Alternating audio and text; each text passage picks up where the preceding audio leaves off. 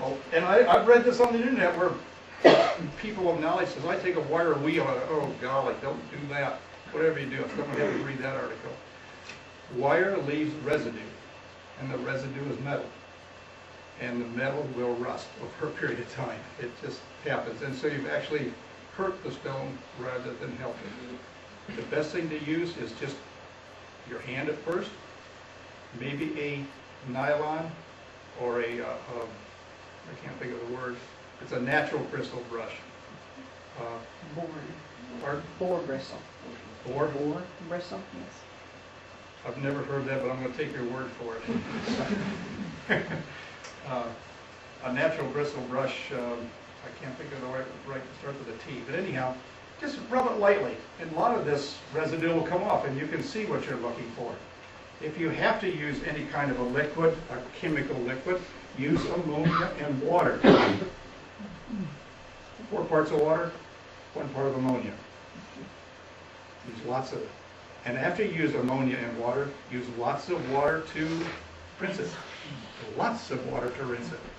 Now this doesn't mean you have to scrub it off again. We take like a little spray bottle, you know, the kind you use to spray our lawns with, and that works real nice to wash off whatever we have to clean it with.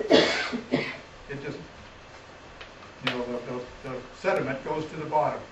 Now if you're really set on cleaning grandmother's stone, start at the back. On the back side. Don't start on the word side.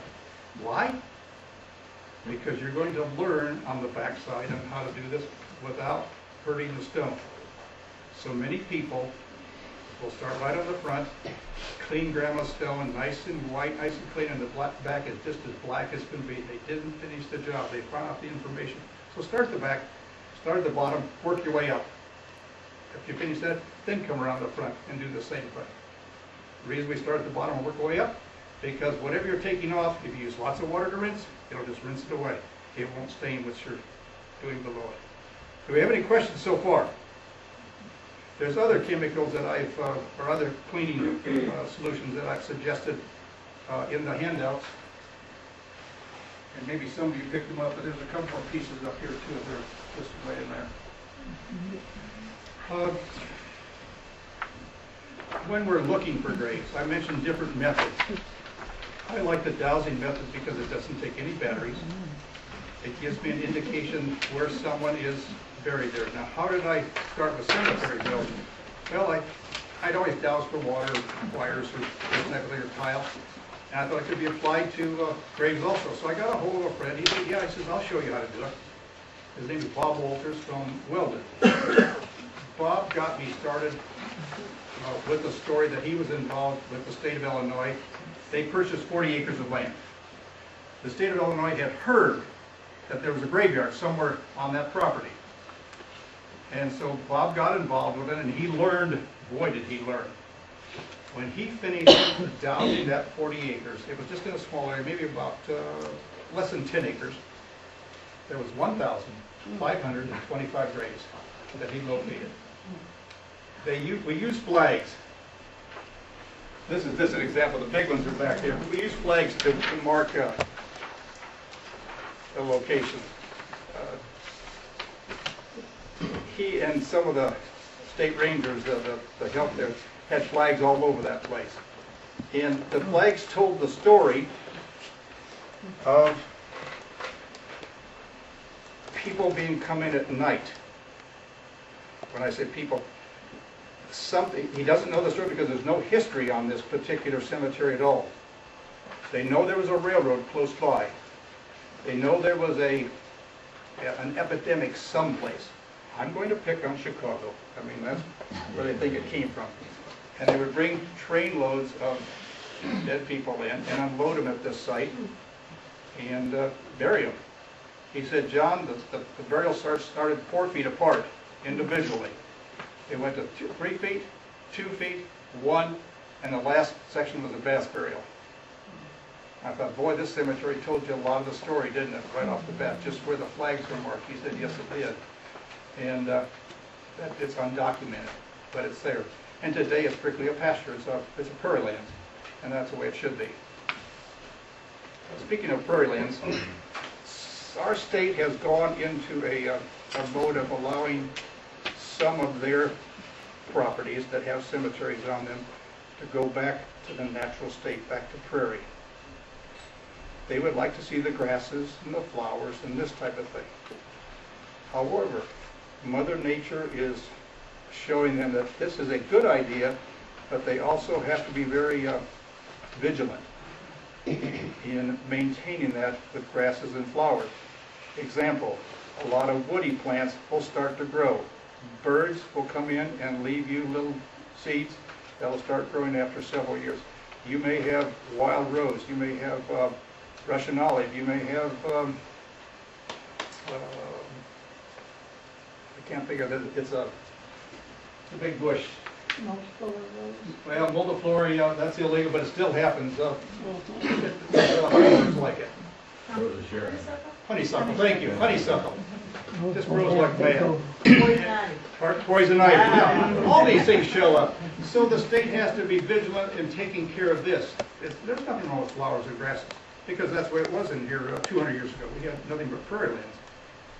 So they're learning that they have to control the woody plants also. And it's very difficult because you have these people who are completely nature. Don't touch it, leave it alone. But you have these people that said, well, I still want to go out and see my grandmother out of this place, but I can't get it because of the thorny plants that are growing there. I can't even see where grandma's buried. So the state has to do something like that. I'm working with a couple state agencies trying to convince them to go in there and do a little extra work. And they're beginning to listen, because I give them ideas that they can do that do not cost them any money at all. Okay, cemetery preservation. Most of us don't want to touch a stone because we don't know how to touch it. Most of us in here can repair a stone with very little work. How do we do this? We just have to think a little bit. I have some squirrels at home, and I put up squirrel feeders, and no matter what kind of a baffle I put against them, they're going to beat me.